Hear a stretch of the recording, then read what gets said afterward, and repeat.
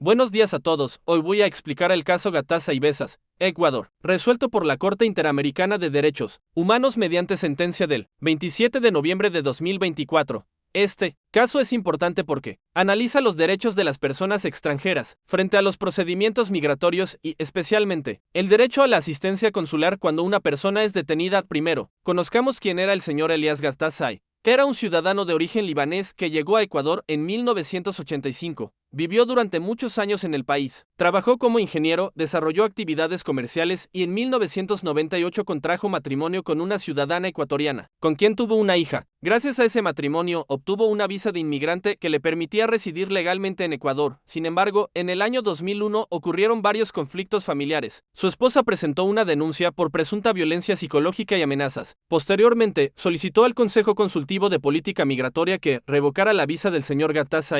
El 22 de noviembre de 2001, el Consejo decidió revocar su visa argumentando que su conducta atentaba contra la paz y tranquilidad familiar. Además, ordenó que la policía de migración iniciara el procedimiento de deportación. Lo importante es que esta decisión fue tomada sin que el señor Gatasa fuera previamente notificado ni tuviera la oportunidad de defenderse antes de perder su condición migratoria. El 5 de diciembre de 2001 fue detenido por la policía migratoria y permaneció privado de libertad mientras se preparaba el proceso de deportación. Pocos días después presentó una acción de amparo constitucional. El juez aceptó inicialmente la acción y suspendió la ejecución de la revocatoria de la visa, por lo que recuperó su libertad 5 días después. Posteriormente, el señor Gatasa decidió salir voluntariamente del Ecuador y viajó hacia los Estados Unidos. Años más tarde regresó al país con una nueva visa de inversionista y en 2013 obtuvo la nacionalidad ecuatoriana. Lamentablemente falleció en el año 2017. Después de estos hechos, el caso llegó a la Comisión Interamericana de Derechos Humanos, la cual consideró que Ecuador había violado varios derechos protegidos por la Convención Americana. Como el Estado no cumplió completamente las recomendaciones emitidas por la Comisión,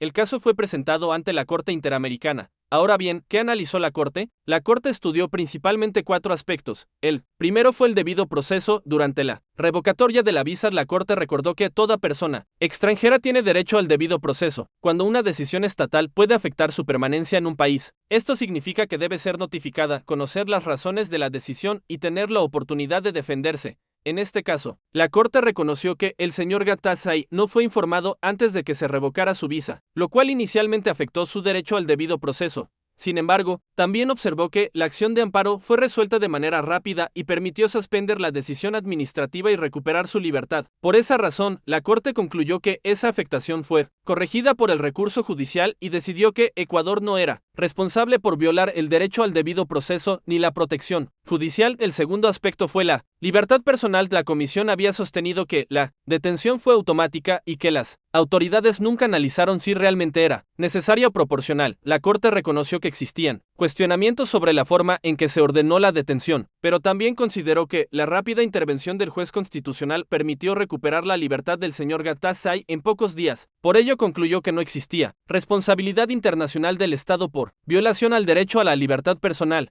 El tercer aspecto fue el derecho de circulación y residencia. La Corte señaló que los estados tienen derecho a controlar el ingreso y permanencia de extranjeros, siempre que respeten los derechos humanos. Como el señor Gatasa abandonó voluntariamente el Ecuador y posteriormente incluso obtuvo una nueva visa y luego la nacionalidad ecuatoriana, la Corte concluyó que no existió una violación a este derecho. Finalmente, el cuarto y más importante aspecto fue el derecho a la asistencia consular. Aquí la Corte, si encontró una violación, recordó que cuando un extranjero es detenido, las autoridades deben informarle inmediatamente que tiene derecho a comunicarse con el consulado de su país. En este caso, el señor Gatasa nunca fue informado de ese derecho, aunque el cónsul del Líbano llegó a conocer posteriormente la detención e incluso intervino solicitando información y ayuda para el detenido. Esto ocurrió porque obtuvo la información por otros medios y no porque el Estado hubiera cumplido con su obligación.